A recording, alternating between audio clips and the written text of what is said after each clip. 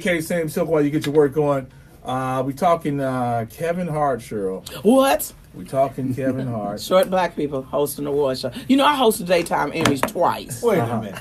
What, Mike Washington? Short what? I know. Short black people. Short black people hosting award shows. Award shows. So what you think they did? Y'all about to say, like, What? Y'all you a little taller than Kev, a little bit. Oh, I'm a little taller. A little bit. Yeah. Okay. He kind of muscled up. You know, he cut and yoked up. I'm more cushy. You know, my weight is fat. People weight. What? He wearing Nike boots, so he can So he can be higher. Well, this is how I feel. Well, how you feel? Okay, I feel like you should be able to crack jokes. Absolutely. I think that everybody is equal. Absolutely. And I think if you can crack jokes on black people, sure can. white people, Sure can. skinny people, Sure can. overweight people, Sure can. every nationality, Right. you should be able to crack gay jokes. Yes. And I think gay people, you should be able to crack jokes on heterosexuals. That's right. Everybody should just have jokes. They're just jokes. Even if they're offensive. They're jokes. You know what I mean? People That's get offended sometimes, but if you pay the money to go to That's a comedy what I'm show, That's what I'm gonna say. then what Go ahead, Mike Washington. When you walk into that club,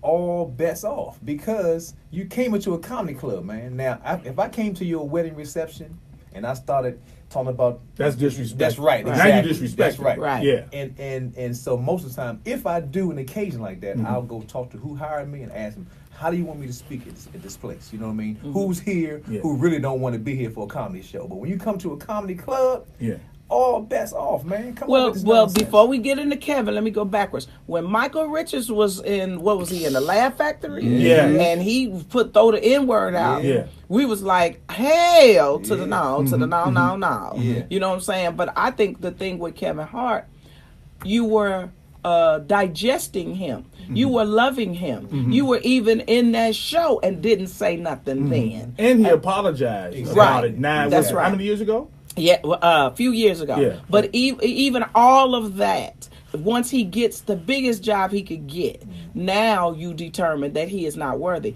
My personal opinion is, I wish he would not have done it that way, and the Academy would have respected who they came to and sat down and said, how do we make this a win-win for everybody? Okay. And not give him an ultimatum, because what I said, and you may see it on TMZ, I said Kevin Hart had to get his man on. And that's a DC term, ain't that Mike Washington? All day. You got footed and get your man on. That's right. So you tell me I got to apologize to keep this job. He wasn't saying I don't feel any sympathy or empathy for gay people for being upset. What he was saying is, I have already done this, so now this is what I think it is. You're threatening me. Bullying me?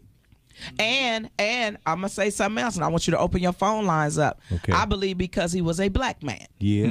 See, because we as a black community is supposed to be so homophobic that the first place you go is, all he said is, I don't want my son to be gay. Okay. Which we talk about in barbershops and beauty salons. Which I don't either. I want my son to be gay. I want my grandson to be gay. But if they are, I'm going to love them. You going to love them. Okay. You going to love them. So if he had added that additional component to the discussion, would he have been worthy enough? And I like the way Nick Cannon handled it.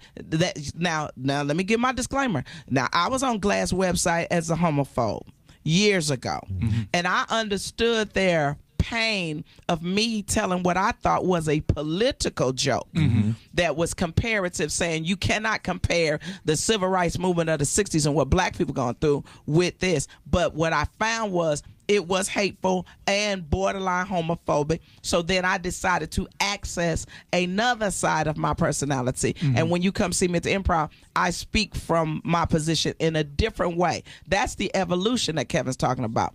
But I don't think Kevin Hart is homophobic. I think Kevin Hart is a guy that, I'm a comic. Everybody listen to me. I say what I say.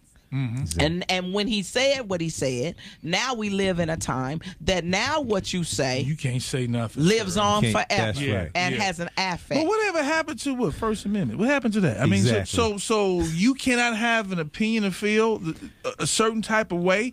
I'm going to bring you back to the N-word. Well, you let a white person come into a black club, come into this radio station, come into anything that's ours, and you think you I don't want my son. Well, you can't grow up to be a Negro. Right. You can't do that. Right. But if you say, you know what I'm saying, if you come home and be a Negro, I'm going to disown you. But you can say act like one, and that's still offensive to us. Well, or marry. I mean? If you brought home a black woman, son, I would hope that wouldn't happen.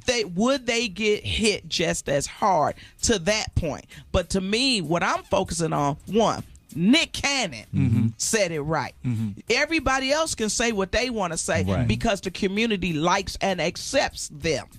And then when Kevin did it, why wasn't there some work? What should have happened, in my opinion, the Academy should have sat down with Kevin. They should have looked through everything and said, this may be problematic.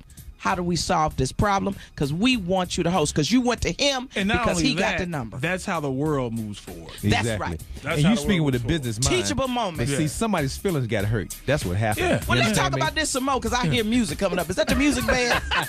That's the wrap it up music. That's right. Pay attention. We'll be right back, y'all. Z.A. Katie Sam Show.